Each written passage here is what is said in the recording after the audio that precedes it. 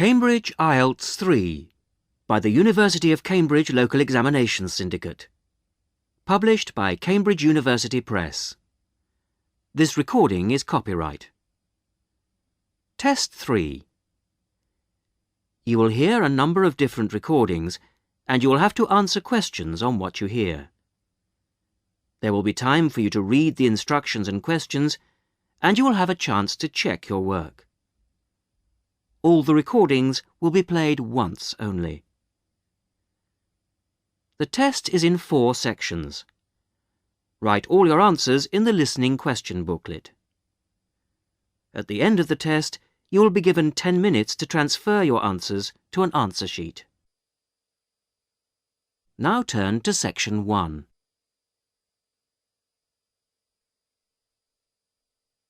Section 1. You will hear 2 colleagues, Joan and Peter, organising a Christmas dinner for their office staff. First, you have some time to look at questions 1 to 5.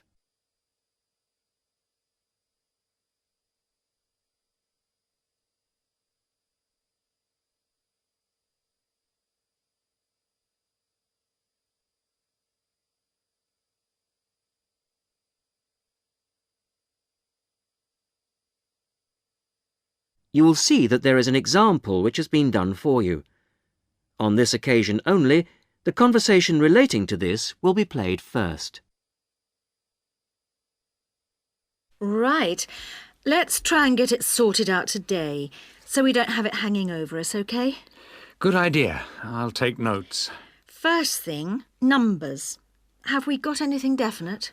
Well, I've been working it out and I think 40 to 43. Shall we put 45 to be on the safe side? Yep, fine. Joan and Peter agree that 45 is a safe number to book for, so 45 is written as the answer. Now we shall begin. You should answer the questions as you listen because you will not hear the recording a second time. Listen carefully to the first part of the conversation and answer questions 1 to 5. Right. Let's try and get it sorted out today, so we don't have it hanging over us, OK? Good idea. I'll take notes. First thing, numbers. Have we got anything definite? Well, I've been working it out and I think 40 to 43. Shall we put 45 to be on the safe side? Yep, fine. Dates. Well, that's straightforward. The last working day before Christmas, which is... Which is December the 21st. Which is going to be pretty difficult to book at Christmas. So we'd better think of 2 or 3 places, just to be on the safe side. Well, last year's was hopeless. The Red Lion, wasn't it? Yeah. We ought to go for something more expensive, 'cause You gets what you pay for. That new Indian restaurant in Weatherfield is supposed to be excellent. The Rajdoot. Oh, how do you spell that? Rajdoot.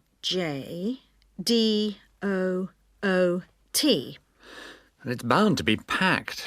Well, let's put that down as the first choice and have some backups. What about the Park View Hotel as a second choice? Yes, that's always reliable. Park View Hotel. And the London Arms, in case. London Arms? I'll call them now if you want. No, I'll do it, Joan. You're really busy. Oh, have you got the numbers? Not for the Rajdoot, but... right, Park View Hotel. 777192 and London Arms 208657. Great. Before I ring, we'd better just make sure they're within the price range. Up to £15 a head? I think you'll find some people won't be able to go that high. Well, you can't get anything decent under £10. OK. We'll say 12. OK. And we'd better make sure there's good vegetarian food. And a non-smoking section. You know what the boss is like. Don't remind me. I'll let you know as soon as I get anything. Before you hear the rest of the conversation, you have some time to look at questions 6 to 10.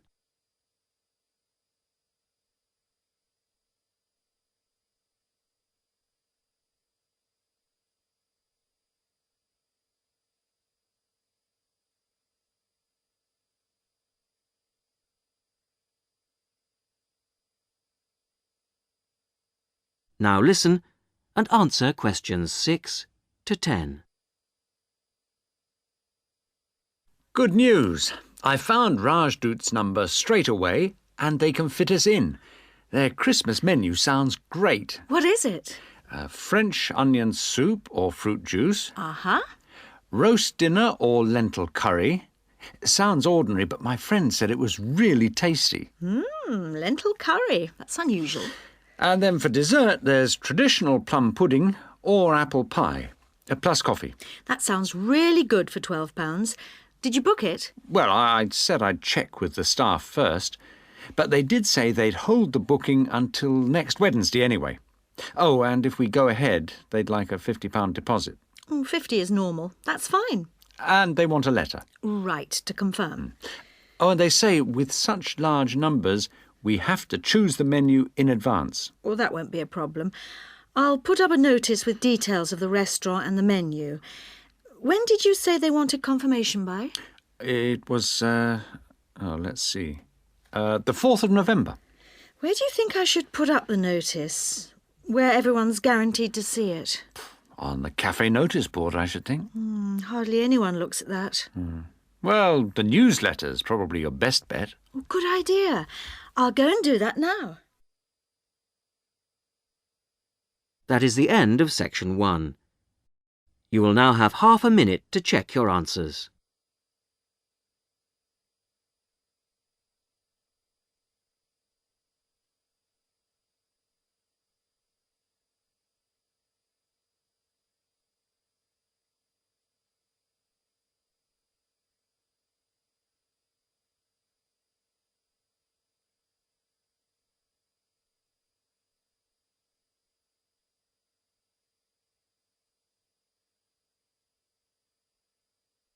Now turn to section 2.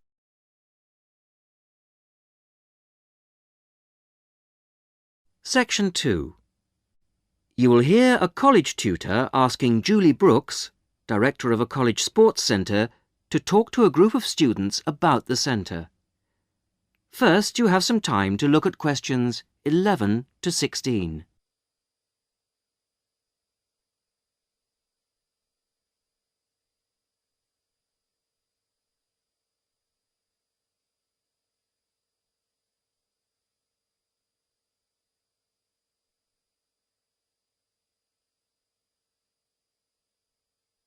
Listen carefully to the first part of the talk and answer questions 11 to 16.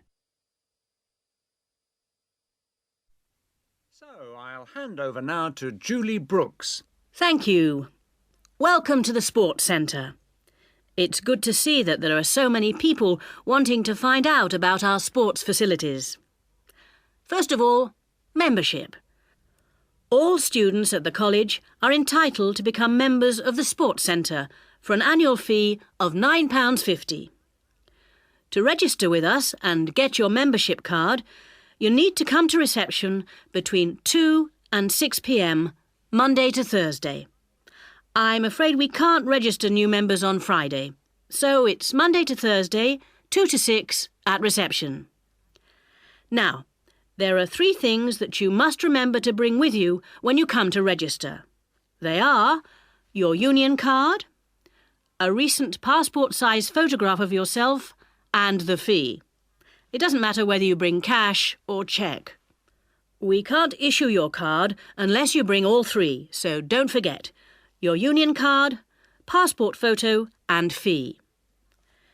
Then once you've got your sports card, you will need to bring it with you whenever you come to book or use any sports centre facilities. Booking over the phone is not allowed, so you have to come here in person with your card when you want to book. Our opening hours seem to get longer every year. We are now open from 9 a.m. to 10 p.m. on weekdays and from 10 a.m. to 6 p.m. on Saturdays. For those of you who are up and about early in the morning, we're introducing a 50% morning discount this year. This is because the facilities tended to be underused in the mornings last year. It means that all the sessions will be half price between 9 a.m. and 12 noon on weekdays. Before you hear the rest of the talk, you have some time to look at questions 17 to 20.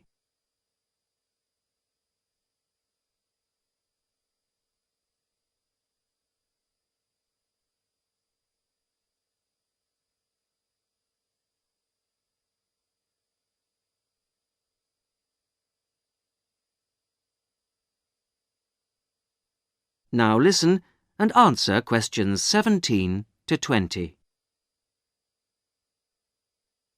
So, what exactly are the facilities? What sports can you play here? Well, this room we're in at the moment is called the main hall, and it's used mainly for team sports such as football, volleyball and basketball, but also for badminton and aerobics. On the other side of the reception area, there's the dance studio. This provides a smaller, more intimate space, which we use for ballet, modern dance and martial arts. Not at the same time, of course. Then, in a separate building, which you may have noticed on your way here, it's on the other side of the car park, there are the squash courts, 6 of them. And at the far end of the building, a fitness room. This is our newest facility, only completed in the spring, but it's already proving to be one of the most popular.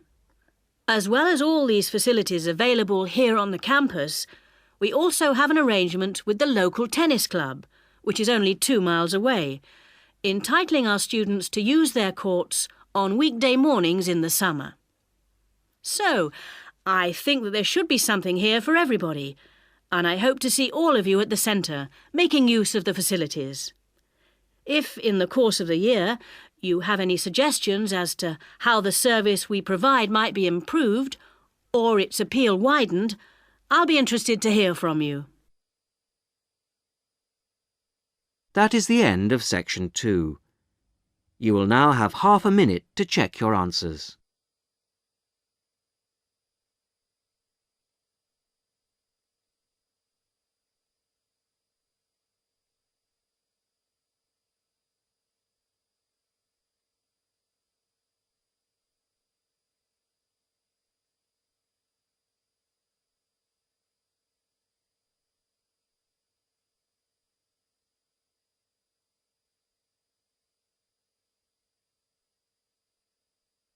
Now turn to section 3.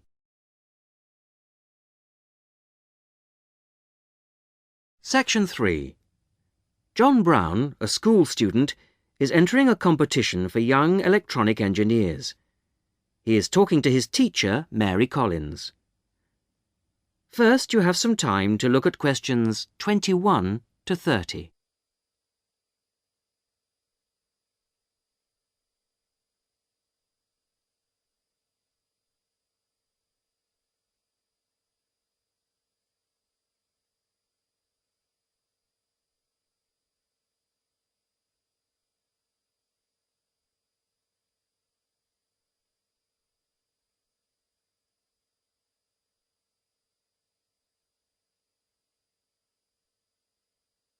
Now listen and answer questions 21 to 30. Good morning, Mrs. Collins. I just wondered if you could help me with this entry form for the Young Electronic Engineer competition. Hello, John. Oh, you've made the jigsaw for blind children with the bleeper. When they put a piece in correctly, that's right. OK, let's have a look at the form. Right, thanks. I've never filled in one of these before, so... Well, let's just do it in pencil first. So, name of designers. Well, Anne helped me with some of the electronics work. Then you must put her name in as well. Right. Anne Ray. Sorry, it's A-N-N-E, and her surname is spelt R-E-A. Good start. OK, R-E-A. And age is easy. You're both 16. What have you called the design? Keep it short. What about jigsaw puzzle design for visually handicapped? Too long. Just say blind puzzle. That'll do. Okay. Right now, size of equipment? I've got it noted down here. Yes, width is 20 centimetres. Okay. Length is 50 centimetres, and then the depth is, well, it's very little.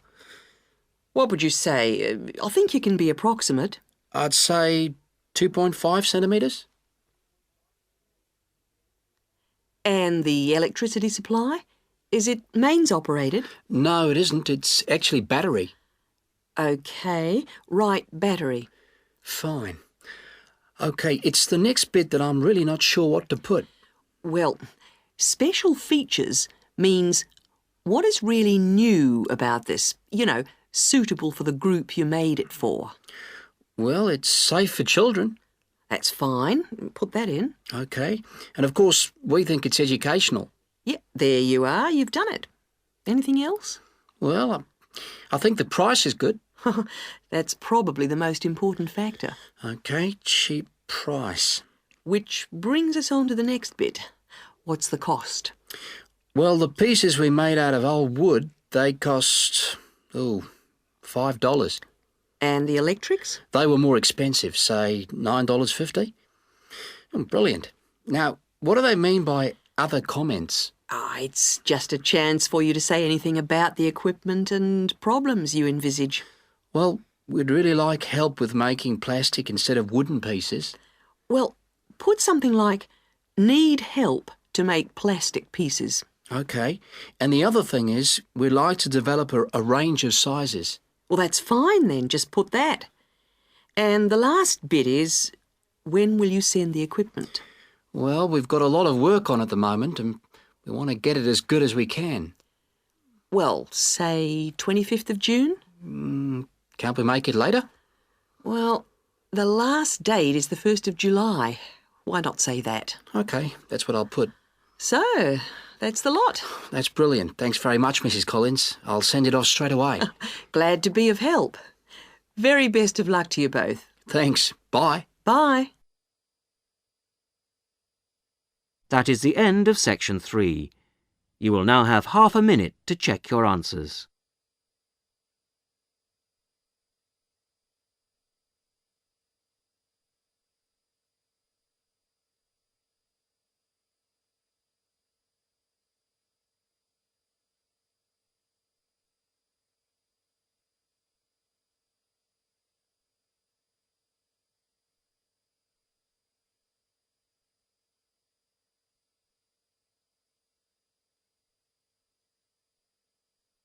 Now turn to section 4. Section 4. You will hear a talk given by a university lecturer about the impact of environmental noise on a proposed building site. Before you hear the talk, you have some time to look at questions 31 to 35.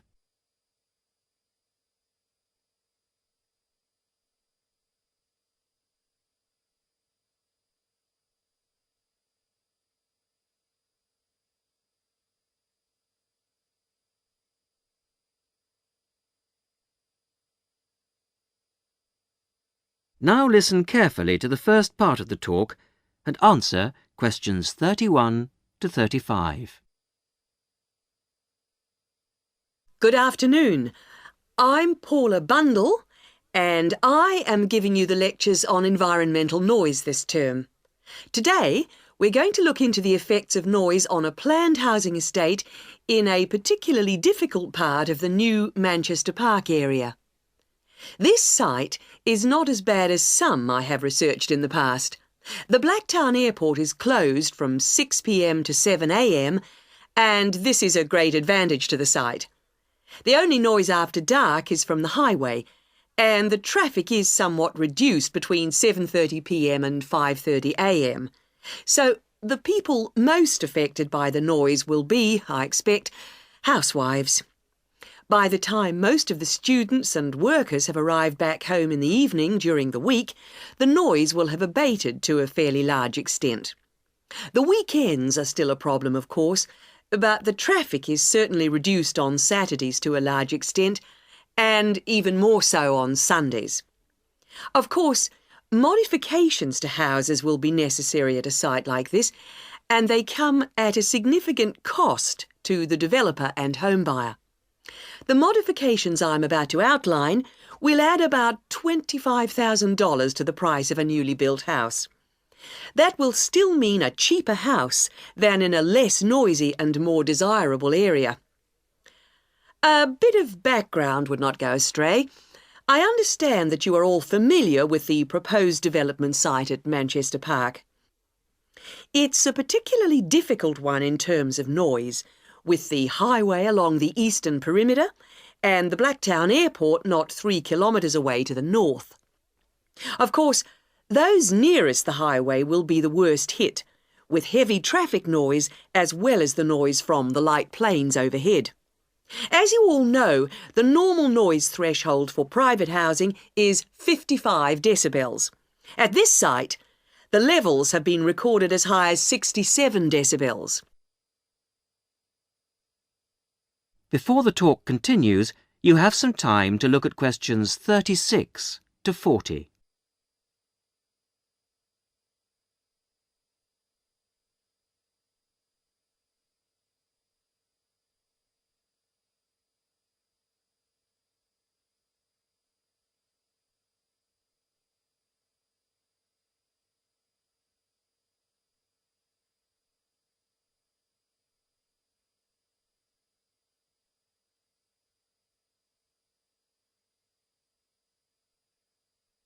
Now, as the talk continues, answer questions 36 to 40.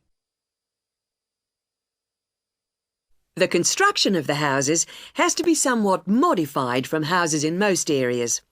In the houses on the highway and in the noisiest areas of this site, there will be a need for specialised double glazing, and special acoustic seals will have to be fitted to the doors. All exterior doors in this especially noisy pocket will have to be solid core wood doors with hinges. Every house built on this site, not just those adjacent to the highway or nearest to the airport, will require high-density insulation materials in the roof. Not only will all the roofs need insulating, the exterior walls will be required to be double brick. All ceilings will require double-thickness plasterboard to be used in the construction. In the noisiest areas, mechanical ventilation will have to be installed in the exterior walls. In those areas with sealed windows, it will be necessary to fit fans with absorbers to cut out the noise in those particular houses.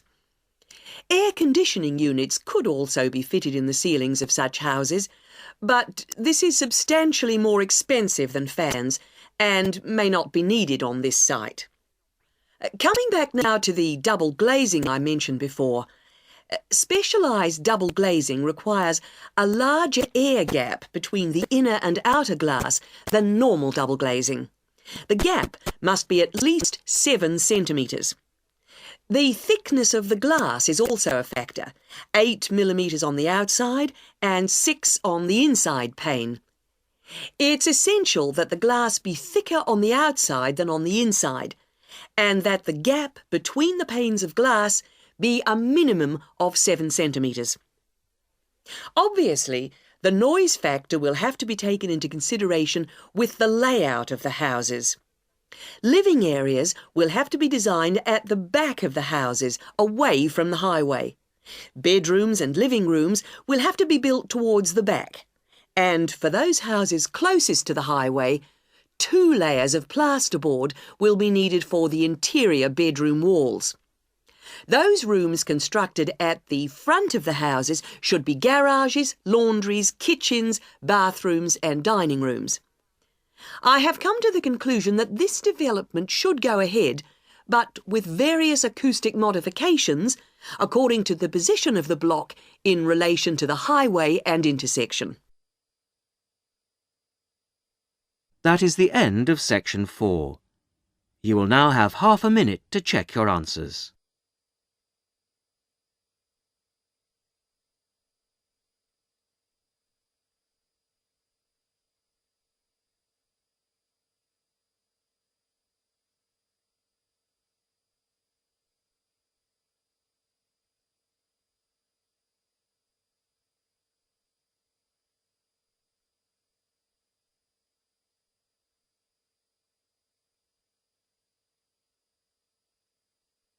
That is the end of the listening test. In the IELTS test, you would now have 10 minutes to transfer your answers to the listening answer sheet.